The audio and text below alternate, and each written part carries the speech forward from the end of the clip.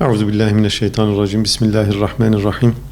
Hamd, alemlerin Rabbi olan Allah'a salatu selam, sevgili Efendimiz Hz. Muhammed Mustafa sallallahu aleyhi ve sellemin üzerine olsun. Camilerimizle alakalı, havalar ısınıyor. Camilerimizin kullanım adabı ile alakalı birkaç hususa değinelim. Öncelikle camilerimizin gerek ziyaret olsun, gerekse ibadet olsun, bu konularla alakalı dikkat etmemiz gereken önemli 3 tane husus var. Bunları sizlerle paylaşmak istiyorum.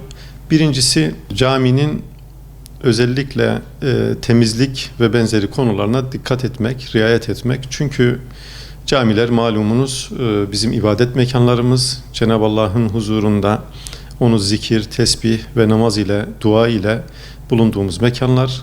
Gerek mekanın temizliği, gerekse de bizim kılık kıyafetlerimizin temizliği noktasında azami derecede hassasiyet göstermemiz gerekiyor.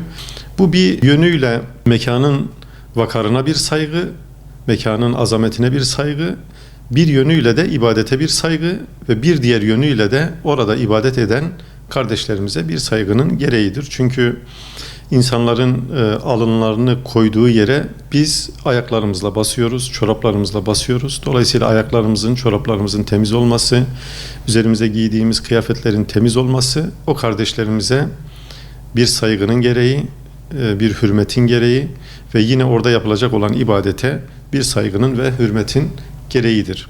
Yine bir diğer önemli husus camiye girişteki kılık kıyafet adabımız. Özellikle böyle turistik değeri olan, tarihi değeri olan camilerimizde azami derecede dikkat edilmesi gereken, gerek dışarıdan gelen ecnebi vatandaşlar, gerekse de bizim kendi vatandaşlarımızın riayet etmesi gereken çok önemli bir husus. Kılık kıyafetimizin namaz veyahut da cami adabına uygun şekilde olması. Bunu önemsiyoruz. Niçin? Çünkü camilere girişte özellikle dinimizin bir emri olan setri avret, yani kişinin avret mahallini örterek en az asgari düzeyde örtülü olarak girmesi dinimizin emirlerindendir. Bu açıdan da camiye giren kardeşlerimiz gerek erkek olsun gerek bayan olsun buna azami derecede riayet etmeleri önemlidir.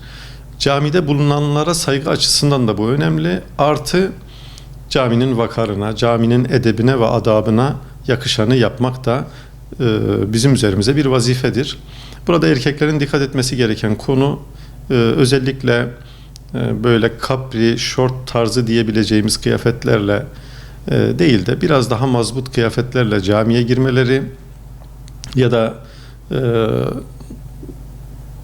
bedeni açıdan hani setri avret kuralı yerine gelmiş olsa bile toplumsal adab açısından uygun olmayan kıyafetlerle camiye girmemeleri.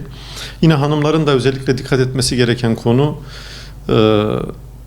ki İslam'da hanımın örtünmesi gereken, kadının örtünmesi gereken kısmı yüz ve eller hariç, bir de ayakları da katabiliriz. Yüz ve eller hariç bütün vücudunun örtülü olması gerekiyor. Buna riayet etmeyen insanlar olabilir. Bu görüşü benimsemeyen insanlar olabilir ama camiye girişte, ibadethanelere girişte buna azami derecede riayet etmek önemli. Demin ifade ettiğimiz gibi bu hem caminin edebi ve adabı açısından hem de camide ibadet eden kişilere saygı açısından, onların ibadetine zarar vermeme açısından önemli bir konu. Bu noktada da dikkat etmemiz gerekiyor. Ve yine diğer bir önemli konu camilerdeki davranış adabına da dikkat etmemiz gerekiyor. Burada hem namaz kılmaya gelen kardeşlerimiz için hem camileri ziyaret edip tarihi eserleri görmek için ziyarete gelenler için camideki davranışlarını azami derecede törpülemeleri gerekiyor. Bazen medyada şahit oluyoruz. Camide farklı davranış sergileyen insanlar ya da cami adabına uymayan, ibadetlere zarar verecek, orada namaz kılan, orada dua eden, zikirle meşgul olan insanların ibadet huşuğunu engelleyecek bir takım hareketler, davranışlar uygun değildir. Bunları da terk etmek mümkün mertebe yapmamak gerekiyor. Çünkü camiler ibadet yerlerimiz.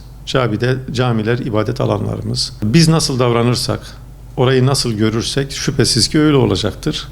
Oraya göstereceğimiz saygı, oraya göstereceğimiz vakar bizi değerli kılar, bizi kıymetli kılar ve o mekanda da güzel ibadet edilmesine vesile olur.